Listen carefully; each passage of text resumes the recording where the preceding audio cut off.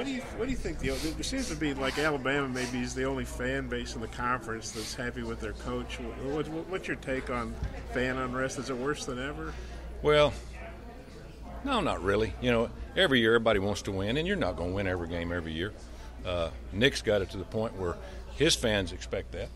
And one of these days, it's going to turn, and somebody else is going to make that step up. And but you need to have your turn every once in a while, or your fans looking around going, wait a minute, we got to have something to cheer for. We got to have something to be proud of. And so right now that you can just throw Alabama out of the equation. Everybody else is pretty close. Auburn's gotten a little better. They've been 6 or 7 wins for the last few years. Georgia's been very average, but they're moving up. But you've got to take your turn at bat when it's there. And you never know when it's going to be there, but you got to throw your hat in the ring. But it's not about coaching; it's about recruiting. Coaches set up their managers of the team. They got to set up everything from recruiting to your strength program is so important now. That's probably one of the most important things that really changed over the years. Of course, all your academic stuff. It's really changed, but you got to keep up with times. But it all goes back to one thing: whoever's got the best players is going to win the games. And is that what you think is the problem at Arkansas right now, just from looking from the outside? Well, you don't have the depth, that some of the teams have. That's, I don't know. Of course, I've not been in the loop and hadn't seen the recruiting, but it's like anything else. You've got to be. You don't have to have you don't have to have a top 10 recruiting class every year. You just got to be in the top 25, and get kids that want to come. Retention is huge. A lot of these kids, they go to a place, and if they don't play, they're going to transfer somewhere. So it's just, this head coaching job is so important now because you have to handle all those things. I mean, it used to you just recruit and you go coach. And now there's so many things outside of coaching. The media has gotten so big. The social media is unbelievable. And it's just, you think about social media and media, you double it in the SEC. Everybody's into it. And that's the reason, you're getting a lot of these guys are getting paid a lot of money, and what much is asked, much is expected. And I was no different in the places I've been. Heck, I've been on the hot seat more than not. And so you just got to find a way to work through it. But it's a lot about your coaches too, your retention of coaches, and it's very unusual of what they've done at Alabama, because Nick's lost coach after coach to, the NFL or to head coaching positions, and he's kept it going. But as long as the head coach manages everything that goes on, that loss of a coach here or there is not going to make any difference, because he's got hands on everything. And Nick does coaching, but his main thing is managing it and recruiting. And he's just got to jump on everybody else. With not having such a big backyard to recruit from, what is the answer for Arkansas? Well, I don't believe that. I mean, it's every place is different. I got very few players out of Alabama when I was at Auburn. I went to Atlanta. Now we're a couple hours away, and the year that we went undefeated in 2004, I'd say 60% of my team was from either Florida or Georgia, and. But you'd have, you're always going to have good players in certain areas. You got to continue to work them. You got to work the high school coaches. If you ever don't do that, and then you go back just if there's a player there, then you don't have that. It's all about relationships. And so, as I said, at Texas Tech, most of our players came from East Texas. They ain't far from here, and we got some good players. And you just got to spend a lot of time in certain areas of Texas, obviously Louisiana. Ed's going to make it difficult down there. That's the reason he was brought in. But I know Arkansas over the years has made living with a lot of Memphis players. And you got to go to Georgia and Florida, but you've got to really limit that from the area that you're in here, because it's, you're probably going to be 50%. You get two, one's going to end up, being a good player on the norm. What do you think is the over-under on coaching changes in the SEC after this season? How many there'll be? I don't know. I talked to Butch. I spent a couple hours with him a couple of weeks ago, and, they're on him pretty good. Good guy. Came from, small background, and that's a tough job, very tough. They don't have a lot of players in their state. Facilities are great. Obviously, Ole Miss is open. Brett, you know, you hear people getting antsy, and again, that happens. You know, it just people want to win, and you get it to a point. You win 8 a year, they want 9 or 10, and then you get 9 or 10, they want 11 or 12, and you just got to continue to show progress. But it's all got to be in your recruiting and how you handle the media and the press and parents and graduation, all those things. And it's really not about facilities. You know, if you see all these facilities going up, I'm telling you, when I was at Miami, we was winning national championship year in and year out. We had the worst facilities in the country. What we do, we win games, and kids want to go be on a winning team. So once you get that winning going, they want to be recognized with a team that's winning. That's what they got over in Alabama now. You know, these kids right now, it's a lot easier to sell when he first got there, and so that's what you got to fight your way to that point. Once you get it to that point, then things get much better. Doesn't get easier, but you got a lot better chance on some players that you didn't have years before.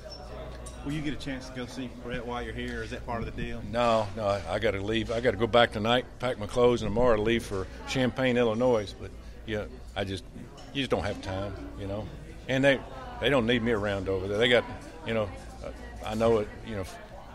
He got to win games, you know. He got winning win this week, and I'm sure they're doing everything they can. Where are you calling home these days? I live in Destin, about a mile from Sandestin Hilton. You know, we bought a house there in 2003, and then I still have a lake house north of Auburn, about 20 miles. So it's kind of the area that, you know, I like being around water, you know. You mentioned Little Rock. How important really is that for Arkansas? It's huge. You know, everybody's got their own opinion, but you're talking about to a guy that probably we wouldn't be standing here if it wasn't for Razorbacks playing some games there every year, because it got me interested in football, gave me somebody to watch and listen to on the radio. Back then, there was a lot of radio games. There wasn't many TV games. You know, I wanted to coach, and that's what happened. You know, my interest was because of being able to go and, you know, watch the old Southwest Conference and all the teams play there, and all the legend coaches, Darryl Royal and all those guys. I've got to be good friends with Barry Switzer over the years because he's an Arkansas guy. So, but I think it's very important that keep some kind of relationship in Little Rock. There's got to be some give and take, and like I said, it can't be about money. I mean, you can't put a price tag on people's support, you know, all over the state. And not saying you're going to lose it all, but you'll lose some if you a lot of young kids growing up, you know, they're not going to know the Razorbacks as well if they don't have that presence in Little Rock. And that would be my thought. Again, there might be a lot more to it. I do think they have to do something to the stadium. It's been there a long time. They got to put some touches to it, and it's got to be a home field advantage. So I know there's talks going on, and you know, Coach Broyles was, you know, he and I used to talk about that all the time, and he was leaning more to moving more of the games up here, which is fine, but I still think you have to have some kind of presence. Are you more has the coaching itch left you, or is it still there with you working games? I'm more to coaching than anything. Right now, it just depends. Again, I have some people call, and my agent gets a few calls. And, you know, I do have a little experience. I think a lot of these schools are, you know, they gotten burned by some of the guys that they brought in just to run the spread. You know, it's the up and coming thing, and if you don't play defense, I don't care what kind of offense you run. And look at the successful head coaches, defensive guys, Stoops. You know, all the guys, you know, new guys in the SEC are basically defensive guys. Orgeron, Muschamp, Kirby, Stoops, and I believe not that head coaches are made better if you're a defensive guy. I think if you do more of a presence of a head coach that is defensive minded, you got a much better chance of building an entire program instead of trying to outscore people. Brett was a defensive guy. Yeah, he's a defensive guy. Yeah. I tried to hire him. Yeah. Do you and Petrino have any kind of relationship? Yeah, we talk. You know, it's kind of hard. You know, when you somebody goes behind you and without all, hey, I've been in this business a long time. All he had to do is call me, and we never got that call till afterwards. But it was because you're dealing not with just me, you're dealing with hundreds of other people, the kids of the coaches and everybody working there. A lot of people, and they were all his friends. I mean, it's a little bit different a year before. So that being said, it's a tough deal, and it's hard to swallow. I'm over it. It helped me. Helped a lot of other people too. Getting those buyouts. Yeah. Is Jimmy Sexton still your agent? Yeah, I work with him some. I usually do my own. But is he the guy you said your agent gets called? Yeah, he was I was his first coach when I went to Ole Miss. He come down and say, "Can I do your contract? I want to get into college coaches." And at that time, he had Bill Purcell, but nobody in college. And when he did me, and then he did Frank Beamer, and then he did Nick and Spurrier. So Jimmy owes me a little bit. Yeah, he ought to be sending you some residuals. Yeah, he never charged me much, so that was good. Paul worked for you for a year. Just what do you have you had a chance to watch much of Arkansas, especially? I watched all of them. Yeah, and it's hard to switch from a 4 to a 3-man front. Personnel wise, they've tried to make the best out of it, but there's a learning curve on that. But I'm a 4-man front guy. But if I went back into it, I'd be a 3-man front because it's a lot better playing the zone plays, all the spread offenses. It gives you a better chance to adjust to all the different formations. So they've done the right thing. It's just tough to, overnight to flip that and think you're going to be 100%. You're not going to be as good as you were. But it's, again, most of the good teams across the country that I watch and I study and talk to, they're 3-man front. I don't know if this is true. Auburn was just here and talking to the guys that cover them. They basically say Gus has got to beat Georgia or Alabama or he's out. It's like doesn't matter if he beats A&M or goes 8-4 or whatever. He's got to beat Georgia or Alabama. Do you get a sense of that? Well, I'll tell you this. When I got there, I said you better beat Georgia and Alabama as much as they beat you, or you won't be around here. They told me that. That was right, straight up. Now I don't know what they told Gus, and Gus has been there a while now. But he hadn't beaten them in a while, and I don't know their racial relationship with his athletic director and his president and what they talk about. Most of the time, if your program looks like it's getting better, and you're honest with the fans and alumni, hey, this is where we got to go, this is what we got to do, this is what we're trying to do, then they're not going to cut you loose. It's those that make excuses and hey, go out there and coach, but you do have to beat your rival every once in a while. Yeah, I think he's lost 0-3 against them since his first year. So if he loses to them both, that'll be 4 straight losses. I just don't want to let Alabama beat him 6 in a row and beat my record. I think you got to worry about that. How much time is too much time for a coach to try to get his thing going? It's like the good athletic directors I've worked with, they look at it, hey, how's the program going? Is it positive? Are we making improvements? Do we know our problems? It's those that don't know their problems, that don't fit into a situation, that kind of stuff, And again, you've got to show a significant amount of improvement. Now you're going to take some step backs, but there's no reason that you can't keep getting a little better.